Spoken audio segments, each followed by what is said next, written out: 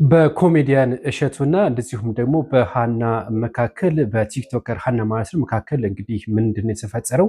ስለሱ ሰፋ አድርጌ መረጃውን ነግራችኋለሁ። ኮሜዲያን እሸቱ ወጣት ቲክቶከር ሃና ወይም ደግሞ ባምቢ የምትባለው ወጣትና እንደዚሁም ኮሜዲያን እሸቱ እንግዲህ አንድ ትችት አቅርቦባታል ከሰሞኑ ማለት ነው። ለአንድ ለገዳም የገቢ ማሰባሰቢያ ማስታወቂያ ሰርታ ነበርና በዚህም በከፍተኛ ሁኔታ ይህ የገቢ ማሰባሰቢያ ዝግጅት መምራቷ እጅግ አሳፋሪ ነው ሲል ነው ኮሜዲያን እሸቱ የገለጸው። ብዙዎችም በእሸቱ ላይ እንዴት እንደዚህ ትላለህ እያሉ በእሸቱም ትችት ያቀረቡ የሚገኘው ሌላም እንደዚሁ አንድ ታዋቂ የሶሻል ሚዲያ ኢንፍሉዌንሰር ፈራኦል ማለት ነው። እሱም እንደዚሁ ሃናን በክፉኛ ተችቷል።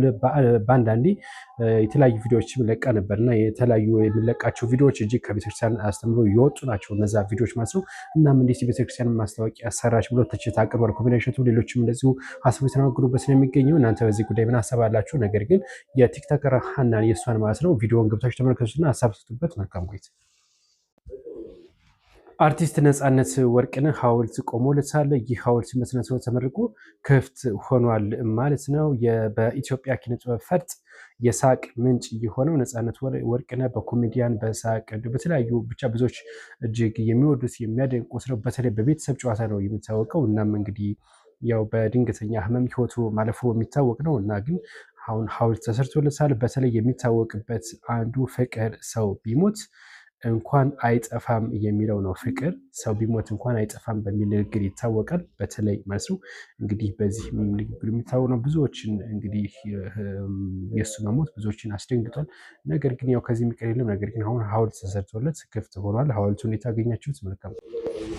የፋና ላምሮት ጉዳይ ወይም ደግሞ የፋና ቴሌቪዥን ጉዳይ ማለት ነው ብዙዎችን እያነጋገረ የሚገኘው። ፋና ቴሌቪዥን ምንድን ነው እያነገው? በተለይ ፋና ላምሮት የሚባለው ፕሮግራም እንዳለ ይታወቃል። ዘፋኞችን ማለት ነው በማቅረብ እንግዲህ እጅግ ታዋቂ ዘፋኞችን እያወጣ እንደሆነ ይታወቃል። በተለይ ይህ ፋና ላምሮት ማለት ነው።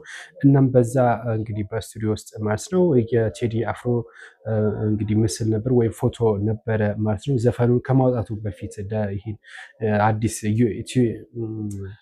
ኢትዮሪካ የተሰኘውን ዘፈን ማለት ነው። እና ከዛም በኋላ እንግዲህ በስቱዲዮ ውስጥ የቴዲ አፍሮ ፎቶ እንዲነሳ መደረጉን የተነቀው በዚህ ጉዳይ ብዙዎች ተናገሩበት ነው የሚገኘው።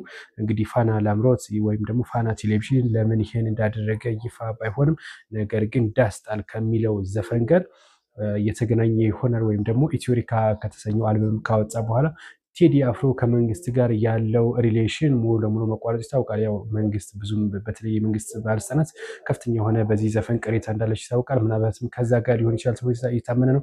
ነገር ግን ይህ ፋና ላምሮት ብዙዎችን በሙዚቃ ታዋቂ ሰዎችን እያወጣ ያለ ከመሆኑ አንጻር እንግዲህ ለሌሎች አሪያ የሚሆኑ ዘፋኞችን እንዴት እንደዚህ ያደርጋል ተብሎ ትችት የቀረበበት ነው የሚገኘው። እናንተ በዚህ ጉዳይ ምን ሀሳብ አላችሁ? ሀሳብ አስተያየት አስቀምጡ። ተከትሎ ለማክበር እየተዘጋጀ ባለበት ወቅት ነው በቀጥታ ወደ 2.5 ሚሊዮን ያሻቀበው ማለት ነው። እንግዲህ ይሄ በደቂቃዎች ነው። በኢትዮጵያ የሶሻል ሚዲያ ታሪክ ውስጥም ታይቶ የማይታወቅ ፈጣን እድገትና ከፍተኛ ተጽዕኖ ያላቸው ቪዲዮዎች በመስራት ነው የሚታወቀው ይህ ወጣት ማለት ነው።